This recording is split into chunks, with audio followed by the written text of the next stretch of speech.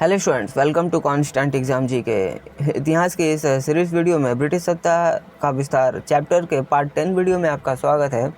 इसमें जितने भी सेलेक्टिव और मेन क्वेश्चंस हैं और जितने भी सेलेक्टिव और रिपीटेड क्वेश्चंस हैं जो कि आपको हर एक कॉम्पिटिटिव एग्जाम्स में आते ही रहते हैं, उन सभी को मैंने इसमें कवर करने की कोशिश की है ताकि आपके लिए ये काफ़ी हेल्पफुल हो।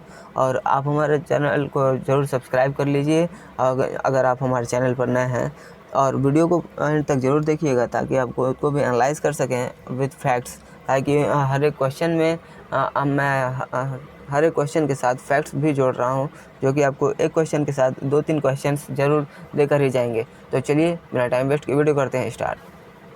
पहला क्वेश्चन, अंग्रेजों द्वारा सर्वप्रथम कहवा बागान लगाए गए थे? ऑप्शन डी, वायनाड जनपद में। अंग्रेजी शासन के दौरान भारत के आर्थिक दोहन का विचार का प्रतिपादन किसने किया था? ऑप्शन बी, दादा भाई नौरोजी ने। भारत में अंग्रेजों के समय में प्रथम जनगणना किसके कार्यकाल में हुई थी? ऑप्शन सी, लॉर्ड मेयो के कार्यकाल में हुई थी। सर थॉमस मुनरो किस भूराजस्व बंदोबस्त से संबंधित हैं?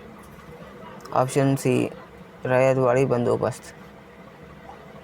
भारत में प्रथम रेल लाइन का निर्माण 1853 ईस्वी में किन नगरों के बीच में हुआ था? जो कि जैसा कि मैंने इसके पहले वाले पार्ट में बता दिया है। Right answer option A, Madras और गंटूर। 16 अप्रैल 1853 को पहली यात्री रेल बोरीबंदर ठाणे के बीच में चली थी और भारत की पहली रेलवे ने 1853 में मुंबई से ठाणे के लिए 34 किलोमीटर की दूरी तय की थी। आप इन सारे फैक्ट्स को ज़रूर याद रखिएगा।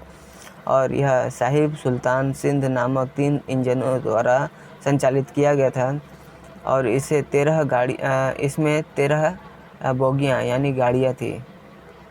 नेक्स्ट क्वेश्चन, स्थायी बंदोबस्त के तहत जमींदार को पूरे लगान भू राजस्व का कितना प्रतिशत राज्य को देना तय किया गया था? Option A, 89%। उत्तरी भारत में भूमिकर व्यवस्था का प्रवर्तक किसे कहा जाता है? ऑप्शन ए, मार्टिन बर्ड को। समस्त अंग्रेजी भारत की सर्वाधिक भूमि पर 51% भूमि पर अपनाई गई भू राजस्व व्यवस्था थी। ऑप्शन बी, रैयतवाड़ी व्यवस्था थी। भारत में उपनिवेशी काल में हेटली आयोग का उद्देश्य था। ऑप्शन बी, श्रमिकों की मौजूद परिस्थितियों पर सिफारिशें प्रस्तुत करना।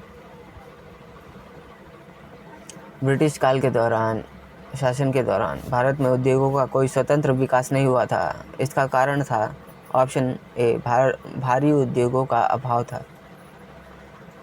यद्यपि भारत के व्यापार पर 1813 के चार्टर एक्ट द्वारा कंपनी के एकाधिकार को समाप्त कर दिया गया था, परंतु फिर भी किस वस्तु का व्यापार केवल कंपनी के लिए ही सुरक्षित रखा गया था? ऑप्शन सी, जूट के लिए। 1813 के चार्टर अधिनियम ने भारत में ईस्ट इंडिया कंपनी के एकाधिकार को ख़त्म कर दिया था, लेकिन चीन के साथ व्यापार और भारत के चाय के व्यापार में कंपनी का एकाधिकार बरकरार था। आधुनिक शिक्षा के संदर्भ में शिक्षा का माध्यम को लेकर उठे प्राच्य आंग्ल विवाद का अंत मैकाले के प्रपत्र से हुई। इसके अनुसार किस भाषा को भारत में शिक्षा का माध्यम स्वीकार किया गया? राइट आंसर ऑप्शन डी, अंग्रेजी शिक्षा।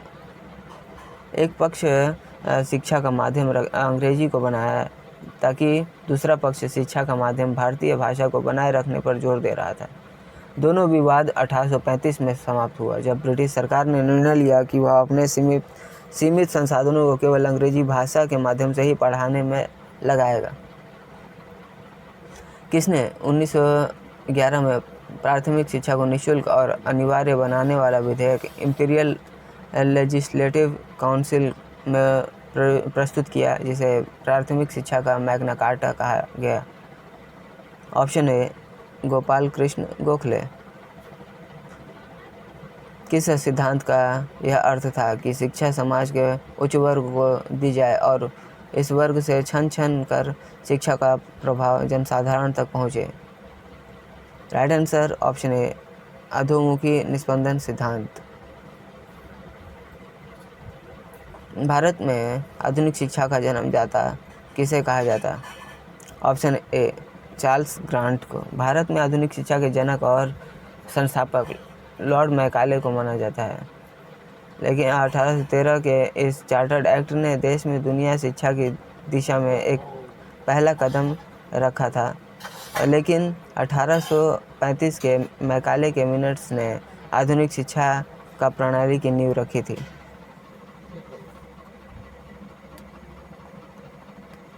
तो शिक्षा का जन्मदाता चार्ल्स ग्रांट और इसके संस्थापक लॉर्ड मैकाले आप ज़रूर याद रखिएगा। ये 2 क्वेश्चंस हैं, आप इन्हें एक जैसा मत समझिएगा। भारत के आधुनिक शिक्षा का जन्मदाता यानी जन्म देने वाला चार्ल्स ग्रांट था, लेकिन इसका संस्थापक मैकाले था।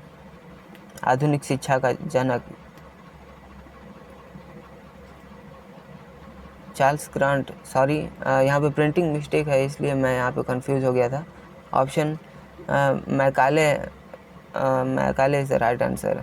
ये ऑप्शन ए गलत है, आप इसे चेक कर लीजिएगा। तो स्टूडेंट्स, ये थे आज के हमारे इम्पॉर्टेंट जितने भी सेलेक्टिव क्वेश्चंस हैं उन सभी को मैंने इसमें कवर किया है।